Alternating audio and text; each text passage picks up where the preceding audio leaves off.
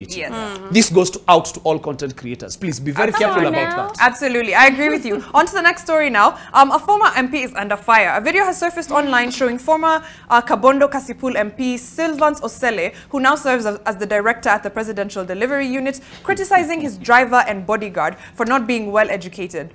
During a speech at a funds drive to construct a multi-purpose hall at Kadika Girls Secondary School, Mr. Osele shared his life story, describing how privileged he is as a government official. Is today, this morning, I slept in Nairobi. In the morning, I took a flight, landed in Kisumu, took a very big car. Because my driver and bodyguard never studied hard as me, as I was sleeping and waiting to come in the morning with a plane, they were driving throughout the night to wait for me here. Now that they have waited for me, after the function, they will take me back to the airport. I will take a flight.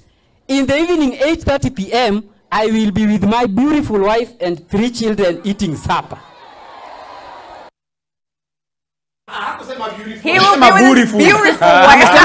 With all his education. It's very intentional. No, but I just wonder. What do you think of Silvance's utterances? Because I think this has been really poor taste. Yeah. Mimi nashindwa. Venye aliingia kwa gari baada ya hiyo speech yote. Ni ajua tunaenda wapi? Bodyguard wake ako hapo, dereva wake ako hapo, wanamsikia. What? I always feel that we really fail. This is an individual who was elected into a position of leadership and right now has been appointed into another position of leadership.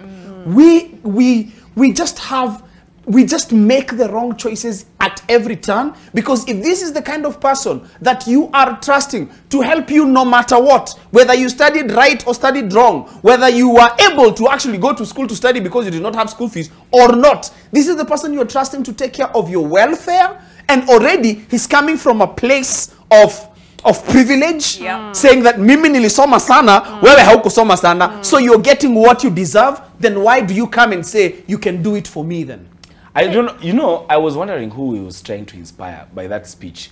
Was he telling us about himself, or was he talking to someone? I think he was also, right. What I think he was doing, yeah, he was, because he's talking to people in school, he was trying to show them what how education is so important. Successful. If you study, this is the kind of luxury life, and that clearly shows he is measuring success by his wealth. And I feel like the more you grow and the more you advance in life, you actually do realize people have completely different definitions of success, and you cannot use yours as the SI unit for everyone.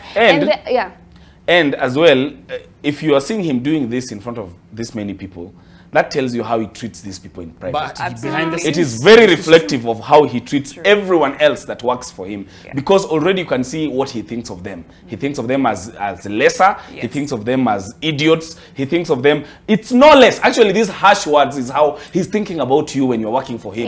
You are working for me because you are stupid. You never went to school. You never woke up early. And what he does not realize is that in this country that is very twisted, you with your A will be working for a D student. So this information is not universal. That relevant. It does not necessarily. And this was the kind of information. Mato, students walikata your story. Sorry, Mato. My only issue is, this is the kind of information back in high school that we had, or even in primary, where people are being told that education alone is the key. Is the key to everything. I'm not saying that you should take anything away from education.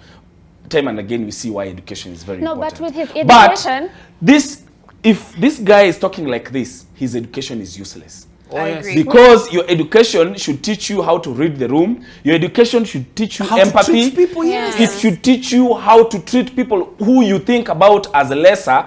In fact, the fact that you think about them as lesser is why you should be more responsible in your speech. I agree. And to be fair, I think it shows something, even if you're trying to inspire people, it says something about you that you have to take away from someone else to inspire. Because he could have left it at, jana, nilipanda ndege, nikafika, nikachukuliwa na driver, nikaenda na nikapanda ndege ingine. That's still a It would have been okay. The message would have been home. He needed to take away from other people is really, really worrying. I'm thinking we can